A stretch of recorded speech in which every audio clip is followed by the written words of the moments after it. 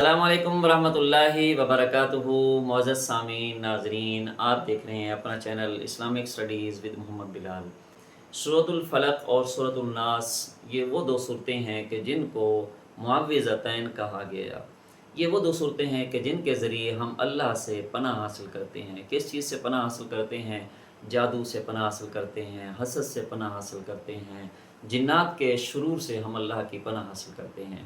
نبی مہربان صلی اللہ علیہ وآلہ وسلم ہر فرض نماز کے بعد ان صورتوں کی تلاوت فرمایا کرتے تھے، اور آپ صلی اللہ علیہ وسلم رات کو جب سونے کے لیے بستر پر تشریف لے جاتے تو آپ صلی اللہ علیہ وسلم ان دونوں صورتوں کو پڑھ کر اپنے اوپر پھونک دیا کرتے تھے۔ اسی طرح جب آپ صلی اللہ علیہ وسلم کی طبیعت خراب ہوئی تو آپ صلی اللہ علیہ وسلم ان دو صورتوں کو پڑھ کر اپنے اوپر دم کیا کرتے تھے۔ تو میں آپ بھی اپنی نماز کے بعد، فرض نماز کے بعد ان دو صورتوں کے پڑھنے کی عادت بنائیں۔ طلبہ کرام، آج ہم معوذتین یعنی سورۃ الفلق اور سورۃ الناس، اس ویڈیو میں ہم اس کا تعارف، اس کے مرکزی مضامین اور پھر اسی طرح اس کی جو خلاصہ ہے وہ ہم پڑھیں گے، اور اس ان صورتوں کے جو ایکسرسائز ہے وہ بھی ہم حل کرنے کی کوشش کریں گے۔ تو کچھ ورڈز ایسے ہوں گے جن کو ہم انڈر لائن کریں گے، تو آپ نے کوشش کرنی ان کو انڈر لائن کریں تاکہ پریکٹیکل امتحان کے مطابق ان میں سے MCQs شارٹ کویشچن بن سکیں اور آپ لوگوں کو اس سے آسانی ہو۔ قرآن مجید کے آخر میں دو صورتیں جنہیں معوذتین یعنی اس کا معنی کیا ہے؟ دو پناہ دینے والی صورتیں، دو پناہ دینے والی صورتیں کہا جاتا ہے۔ ان صورتوں کے ذریعے ہم اللہ تعالیٰ کی پناہ حاصل کرتے ہیں۔ کس کی پناہ حاصل کرتے ہیں؟ اللہ تعالیٰ کی۔ حضرت محمد رسول اللہ خاتم النبیین صلی اللہ علیہ وآلہ وسلم یہ دونوں صورتیں کب پڑھا کرتے تھے؟ یہ آپ انڈر لائن بھی کریں گے، اوپر نمبرنگ بھی کریں گے۔ نمبر 1 ہر فرض نماز کے بعد اور رات کو سونے سے پہلے۔ نمبر 2 رات کو سونے سے پہلے پڑھا کرتے تھے، اور نمبر 3 آپ خاتم النبیین صلی اللہ علیہ وسلم طبیعت کی ناسازی کے موقع پر بھی دونوں صورتوں کو پڑھ کر اپنے اوپر دم کیا کرتے تھے۔ تو 3 مواقع ایسے ہیں کہ جب نبی صلی اللہ علیہ وسلم کیا ہے معوذتین پڑھنے کا اہتمام فرمایا کرتے تھے۔ سورۃ الفلق اور سورۃ الناس کا مرکزی خیال کیا ہے؟ مرکزی خیال یہ ہے کہ اللہ تعالیٰ کے رب ہونے کا اعلان، اللہ کے رب ہونے کا اعلان، اور نقصان دہ چیزوں سے پناہ مانگنے کا طریقہ سکھایا گیا ہے۔ یہ دونوں صورتیں جادو، شیطان، جنات اور ہر قسم کی برائیوں سے بچنے کے لیے بہت اہم ہیں۔ سورۃ الفلق میں اندھیری رات، سورۃ الفلق میں کن چیزوں کا تذکرہ ہے؟ سورۃ الفلق میں اندھیری رات، جادو اور حسد وغیرہ کی برائی اور نقصان سے اللہ تعالیٰ کی پناہ حاصل کرنے کی دعائیں سکھائی گئی ہیں۔ سورۃ الناس میں کس چیز کی تعلیم دی گئی یا کیا بتایا گیا ہے؟ تو سورۃ الناس میں بتایا گیا ہے کہ برائی کی طرف بلانے والے انسانوں اور جنات، کس کی طرف؟ برائی کی طرف، انسانوں اور جنات کے مقابلے میں اللہ کی توفیق سے فتح حاصل کر سکتے ہیں۔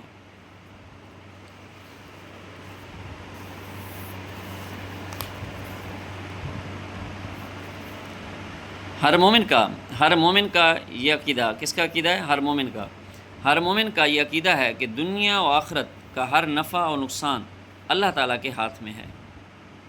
کس کے ہاتھ میں ہے دنیا اور آخرت کا نفع نقصان ہے اللہ تعالیٰ کے ہاتھ میں، اللہ تعالیٰ کے ہاتھ میں۔ اس کی مرضی کے بغیر کوئی کسی کو ایک ذرہ کے برابر بھی فائدہ یا نقصان نہیں دے سکتا۔ کس چیز کے برابر؟ ایک ذرہ کے برابر بھی کوئی فائدہ یا نقصان نہیں دے سکتا۔ اس لیے دنیا اور آخرت کی تمام آفات سے محفوظ رہنے کا اصل ذریعہ ایک ہی ہے، وہ یہ کہ انسان اپنے آپ کو اللہ کی پناہ میں دے دے، اپنے آپ کو اللہ کے سپرد کر دے، اور اپنی دعاؤں سے اس کی پناہ حاصل کرنے کی کوشش کرے، دعاؤں کا اہتمام کریں۔ تو اس سے کیا ہے؟ انسان اللہ کی پناہ میں آ جاتا ہے۔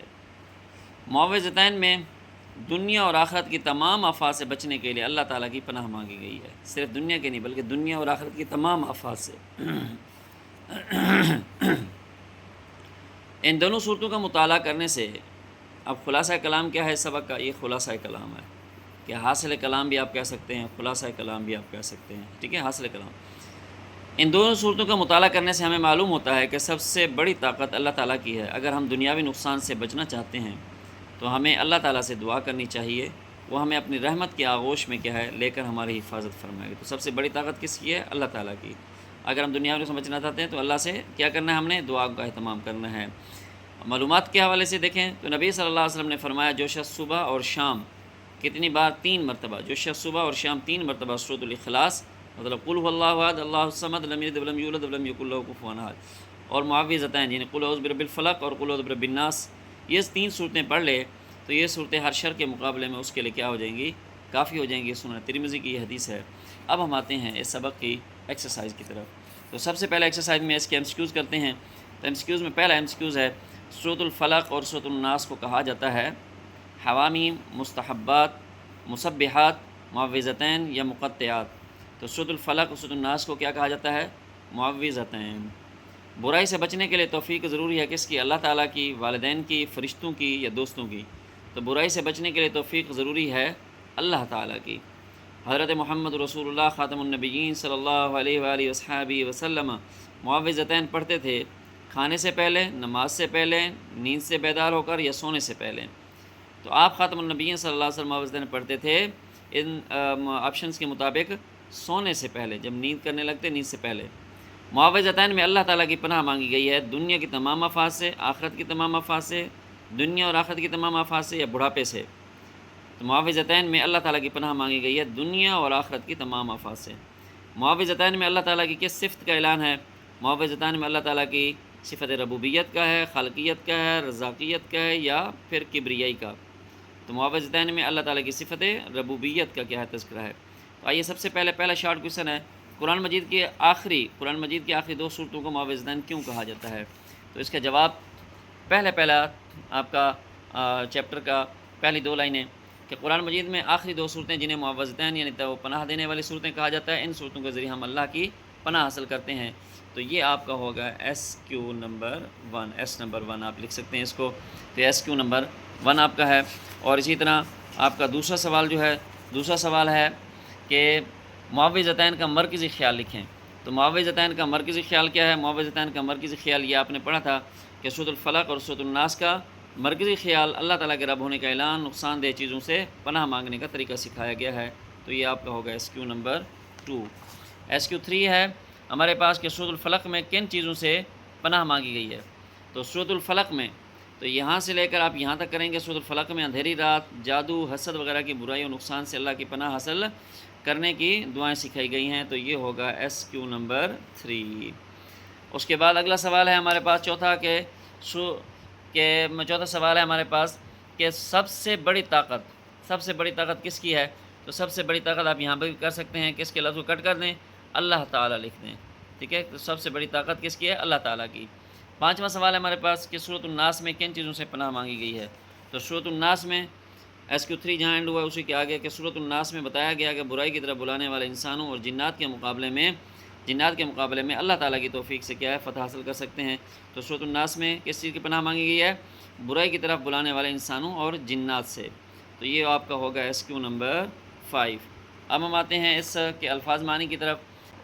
سب سے پہلا لفظ ہے اس میں ہمارے پاس خلقہ کا معنی ہے اس نے پیدا کیا، الوسواس وسوسہ ڈالنے والا، الخناس پیچھے ہٹنے والا، مراد سے شیطان، صدور سینہ، الجنہ جنات، الفلق صبح، غاسقین اندھیری رات، واقعہ چھا جائے۔ کچھ آیات ہیں، ان کا آیات کا ترجمہ ایکسرسائز میں، ویسے دونوں صورتوں کا مکمل ترجمہ یاد کرنا ہے تو اس کا پہلا ترجمہ ہے قل اعوذ برب الفلق، فرما دیجئے کہ میں صبح کے رب کی پناہ مانگتا ہوں، من شر ما خلق، اور ہر اس چیز کے شر سے جو اس نے پیدا کی، ہر اس چیز کے شر سے جو اس اللہ نے پیدا کیا، الذی یوسوس فی صدور الناس، اور انسانوں کے سینوں میں وسوسہ ڈالنے والے کے شر سے پناہ مانگتا ہوں، من الجنۃ والناس، وہ جنات میں سے ہو یا انسانوں میں سے۔ تو آپ کے 2 لانگ کویشچن ہیں، تو آپ کا سورۃ الفلق سورۃ الناس کا تعارف، پس منظر، مضامین مکمل آپ نے کیا ہے اس کے اندر اس کو حل کرنا ہے۔